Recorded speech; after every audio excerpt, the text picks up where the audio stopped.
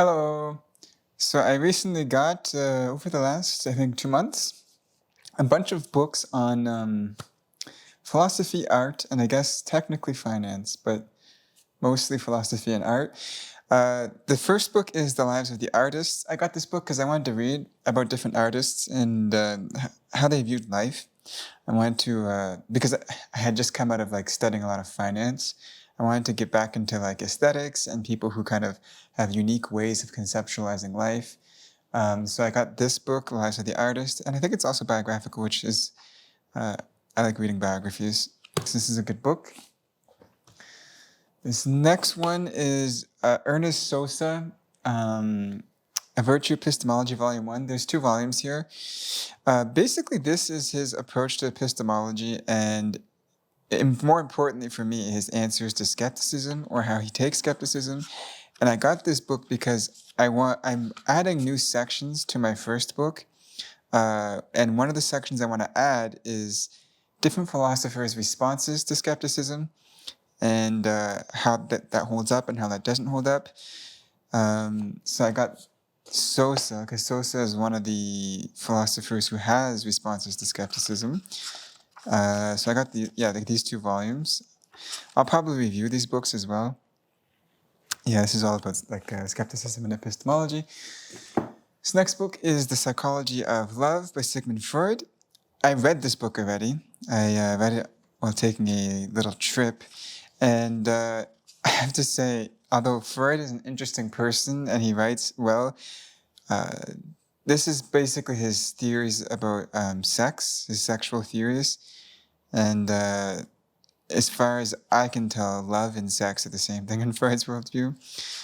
It was a fun read, but some of the ideas were so outlandish that it almost feels like he's trolling rather than actually like analyzing human nature. So unless you want to read Freud or read about his theories of sex, I probably wouldn't recommend this book. But his writing style is fun and some of his ideas are intriguing.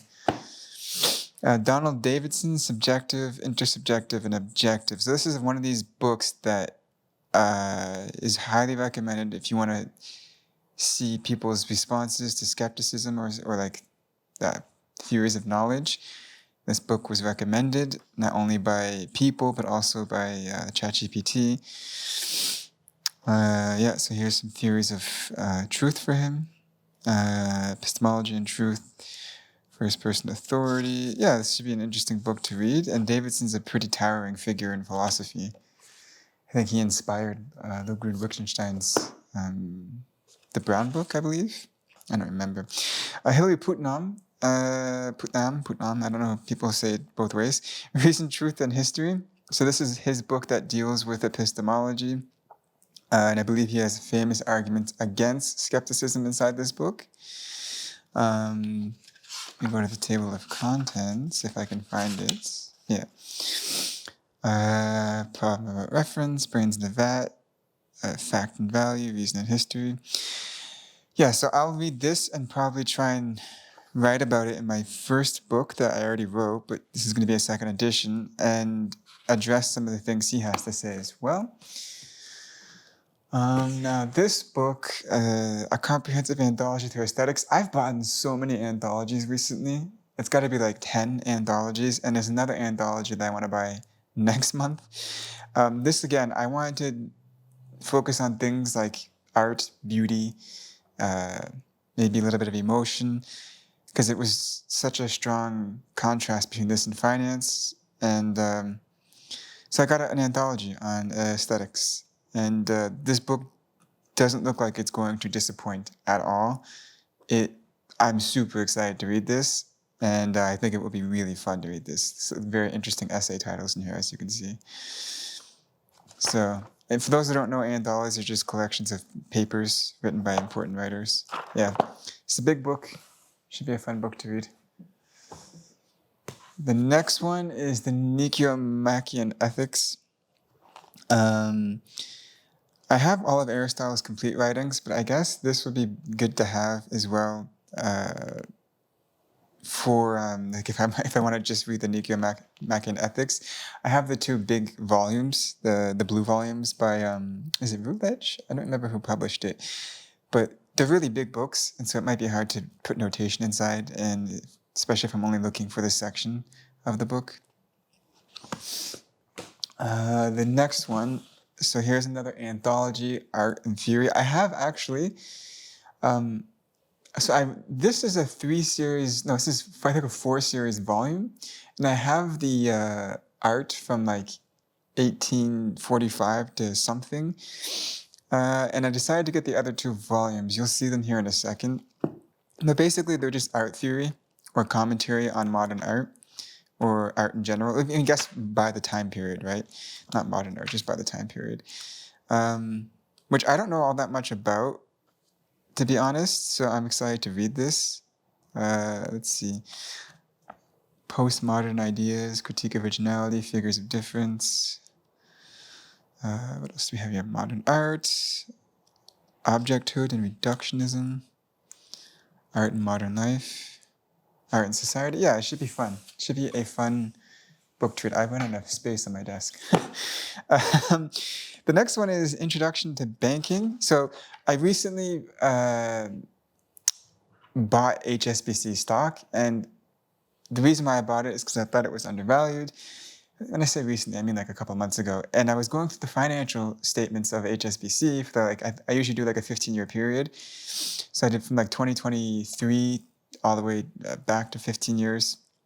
And one of the difficulties I had was I constantly had to open up the accounting standards reference guidebook or something on the internet to understand what the full implications of some of the terms on the balance sheets of HSBC or the income sheets, or even the cash flow sheets meant, what some of these terms meant in specific, right? Because banks have really complex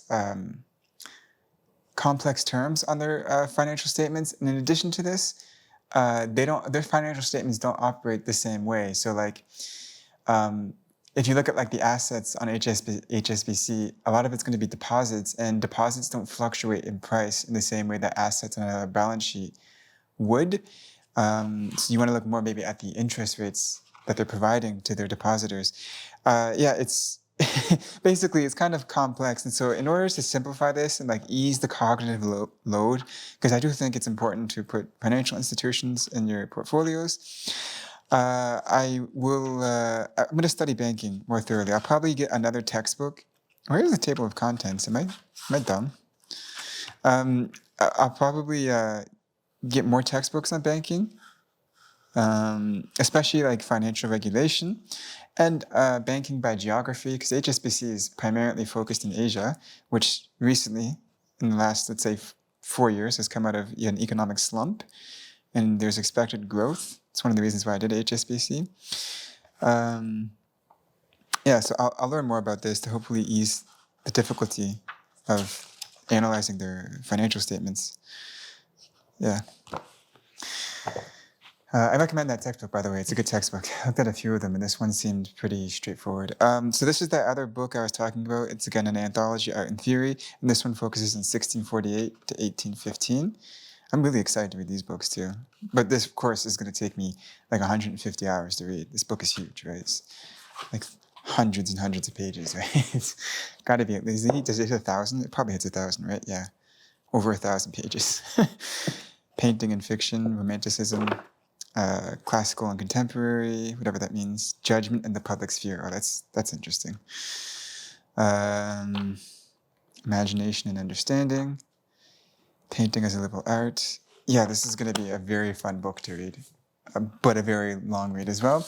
And then the last one is the anthology of epistemology. So if you've been paying attention to my Instagram, I think I already mentioned I was gathering a bunch of anthologies to make videos about, and this is one of those anthologies that was highly recommended. It's also over 1,000 pages. Again, this will probably take me, because it's philosophy, it will probably take me 200 plus hours to read this. But I think these sections or these essays can make for good videos or discussions for YouTube videos. Defining knowledge, skepticism. Oh, I want this also for my second edition of my first book. Although Yeah, G.E. Moore has a pretty famous response to skepticism. It's actually not surprising that he has such a predominance here in this section. Barry Stroud, somebody recommended him to me, and he also has a book on skepticism. Wilfred Sellers, I recognize him. I recognize Chisholm. I don't recognize, actually I recognize a lot of these people. Okay. Yeah. Richard epistemology, naturalized epistemology, testimony, memory, and perception. Yeah, this will be a fun book to read. Again, also going to be a very long read. So those are some of the books I recently bought, and I already have a bunch of books on my Amazon cart that I'm going to buy the second the next month hits. It's mostly math books. But that being said, thanks for watching, and see you next time.